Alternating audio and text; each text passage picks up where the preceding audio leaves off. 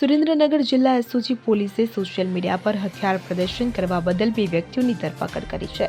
દસાડાના ઇમરાન ખાન, ગજની ખાન બલોચ અને આમિર ખાન, કેશર ખાન રાઠોડ સામે armed act હેઠળ ગુનો નોંધવામાં આવ્યો છે. જિલ્લા પોલીસ અધિક્ષક પ્રેમસુખ ડેલુની સૂચના મુજબ જિલ્લામાં ગેરકાયદેસર અને ગુનાહિત પ્રવૃત્તિઓ અટકાવવા માટે કાર્યવાહી કરવામાં આવી રહી હતી અને આ અંતર્ગત એસઓજી સ્ટાફના પોલીસ કોન્સ્ટેબલ સાહિલભાઈ મોહમ્મદભાઈ સેલતને ખાનગી બાતમી મળી હતી કે જે બાતમીના આધારે સોશિયલ મીડિયા પ્લેટફોર્મ પર હથિયાર સાથે પ્રદર્શન કરનાર ઈસમની તપાસ કરવામાં આવી. ત્યારબાદ પૂછપરછ દરમિયાન તે વ્યક્તિ 32 વર્ષીય ઇમરાન ખાન, ગજની ખાન બલોચ રહેવાસી દસાડા 5 હાટડિયાવાસ હોવાનું જણાયું હતું.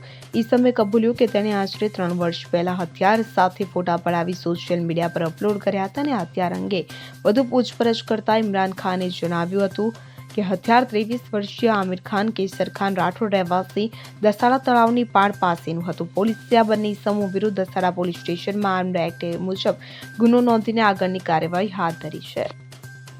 Bureau report CN24 news. હવે જુઓ દેશ દુનિયાની તમામ ખબરો તમારી આંગળીના ટેરવે. ઉઠાવો મોબાઈલ અને Google Play Store પરથી ડાઉનલોડ કરો અમારી CN24 ન્યૂઝ મોબાઈલ એપ.